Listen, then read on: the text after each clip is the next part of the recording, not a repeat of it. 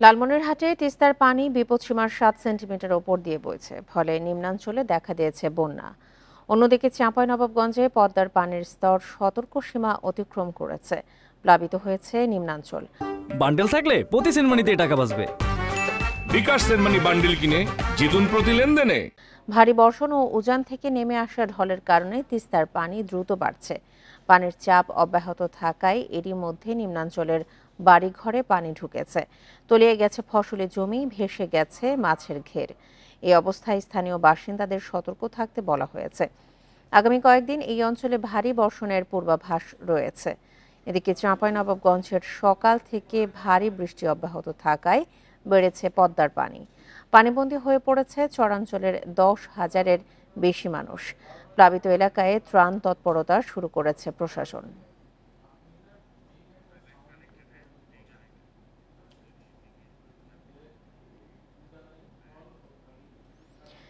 পানি বৃদ্ধির আরো খবর জানাতে এই মুহূর্তে চাঁপাইনবাবগঞ্জ ও লালমনিরহাট থেকে যোগ দিচ্ছেন আমাদের সহকর্মীরা। শুরুতেই যাচ্ছি চাঁপাইনবাবগঞ্জে, জানাবেন সহকর্মী ফয়সাল মাহমুদ।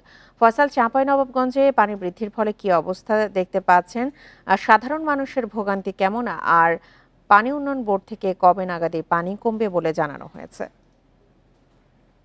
দেখুন, চাঁপাইনবাবগঞ্জে তিনটি নদী রয়েছে, পদ্মা, মহানন্দা এবং পুনর্ভবা। তিনটি নদীতেই আসলে ধারাবাহিকভাবে পানি বাড়ছে। আমরা যেটা দেখেছি, এর মধ্যে সবচেয়ে বেশি পানি বৃদ্ধি পাচ্ছে পদ্মা নদীতে। এটি মূলত ভারত থেকে যে গঙ্গা অববাহিকা রয়েছে, সেই গঙ্গা অববাহিকার নদী পদ্মা, সেই পদ্মা নদীতে আসলে পানি বৃদ্ধির হারটা সবচেয়ে বেশি। এবং এরই মধ্যে পানি বৃদ্ধি, পানি আসলে পানির যে স্তর, অর্থাৎ পানির যে সমতল বলা হয়, সেই সমতল সতর্ক সীমা অতিক্রম করেছে, এমনটাই আমাদেরকে জানানো হয়েছে পানি উন্নয়ন বোর্ডের পক্ষ থেকে। আসলে পানি উন্নয়ন বোর্ডের পক্ষ থেকে যেটি বলছে যে যে বিপদ সীমা নির্ধারণ করা হয় পদ্মা নদী বা অন্যান্য নদী, সেই নদীর আসলে পানির স্তর যদি 50 সেন্টিমিটার, বিপদ সীমা যদি 50 সেন্টিমিটারের মধ্যে থাকে, সেটিকে সতর্ক সীমা বলা হয়। তো আমরা যেটা দেখেছি যে পদ্মা নদীতে আসলে বিপদ সীমার 35 সেন্টিমিটার নিচ দিয়ে পদ্মার পানি প্রবাহিত হচ্ছে, অর্থাৎ এটি সতর্ক সীমার মধ্যে রয়েছে। এরই মধ্যে আমরা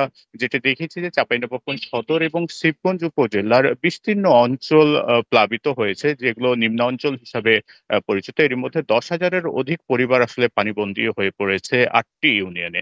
এবং এই ইউনিয়নগুলো আসলে মূলত পদ্মা নদীর যে তীরবর্তী ইউনিয়ন, সেই ইউনিয়নগুলো, এবং এগুলো মূলত নিম্ন অঞ্চলের ইউনিয়ন বলেই পরিচিত। আর পানি উন্নয়ন বোর্ডের পক্ষ থেকে যদি বলি, পানি উন্নয়ন বোর্ডের পক্ষ থেকে যেটি বলা হচ্ছে যে এরই মধ্যে পানি বৃদ্ধির যে গতি, সেই গতি কমতে শুরু করেছে। অর্থাৎ গতকালকের যদি তথ্য আপনাকে বলি, গতকাল সকাল ভোর 6টায় পূর্ববর্তী 24 ঘন্টায় আসলে 8 সেন্টিমিটার পানি বেড়েছিল পদ্মা নদীতে, কিন্তু পরবর্তী 6 ঘন্টা, অর্থাৎ সকাল 9টা থেকে বিকেল 3টা পর্যন্ত পানি বেড়েছে মাত্র 1 সেন্টিমিটার। অর্থাৎ পানি উন্নয়ন বোর্ডের কর্মকর্তারা বলছেন, যেহেতু পানি বৃদ্ধির হারটা কমে গেছে, অচিরেই হয়তো পানির বৃদ্ধি যে পরিস্থিতির উন্নতি হবে। আপনাকে যদি বলি, পানি উন্নয়ন বোর্ডের যে বন্যা পূর্বাভাস এবং সতর্কীকরণ কেন্দ্র রয়েছে, সেই বন্যা পূর্বাভাস এবং সতর্কী কেন্দ্রের যে তথ্য, গতকালকে যে বার্তাটি তারা দিয়েছে, সেখানে তারা বলেছে যে আগামীকাল, অর্থাৎ আজ পর্যন্ত পদ্মায় পানি বৃদ্ধি অব্যাহত থাকবে। এরপর 2 দিন স্থিতিশীল থাকার পরে পানি কমতে শুরু করবে, এমনটাই আমাদেরকে জানানো হয়েছে পানি উন্নয়ন বোর্ডের পক্ষ থেকে। ফয়সাল, আপনি আমাদের সঙ্গে থাকুন। এবার আমরা যাচ্ছি লালমনিরহাটে, সেখান থেকে জানাবেন আমাদের সহকর্মী মাহফুজ রহমান। মাহফুজ, লালমনিরহাটে তিস্তার পানি বিপদসীমার উপর দিয়ে প্রবাহিত হচ্ছে। এছাড়া নিম্নাঞ্চলের অনেক বাড়িঘরই প্লাবিত হয়েছে, অনেক ফসলেরও ক্ষয়ক্ষতি হয়েছে। ক্ষয়ক্ষতির পরিমাণ কি নির্ণয় করা হয়েছে কিনা, অনুমান করা হয়েছে কিনা, সে বিষয়ে একটু জানাবেন। আর এখনকার সবশেষ অবস্থা নিয়ে কি তথ্য আছে আপনার কাছে? উজানের ঢলে কিন্তু কিছুদিন পর পরই কিন্তু লালমনিরহাটের তিস্তার পানি বেড়ে যাচ্ছে। তারই ধারাবাহিকতায় প্রায় তৃতীয় পর্যায়ে কিন্তু লালমনিরহাটের তিস্তার যে জাতীয় পয়েন্ট আছে, সেখানে কিন্তু বিপদ বিপদসীমার 7 সেন্টিমিটার উপরে প্রবাহিত হচ্ছে। আমরা সকালে খবর নিয়ে দেখেছি যে লালমনিরহাটের যে তিস্তা ব্যারেজ আছে, তিস্তা ব্যারেজ এলাকার 44টি গেট ইতিমধ্যে খুলে রাখা হয়েছে এবং সামনে কিন্তু প্রচুর পানি জমাট বেঁধে আছে। আমরা পানি উন্নয়ন বোর্ড সূত্রে যেমনটি পানি উন্নয়ন বোর্ড সূত্রে আমরা যেমনটি জেনেছি যে লালমনিরহাটের যে নিম্নাঞ্চলগুলো আছে প্রায় 12টি ইউনিয়নের ইতোমধ্যে কিন্তু নিম্নাঞ্চল যেগুলো আছে সেগুলো কিন্তু প্লাবিত হয়ে গেছে।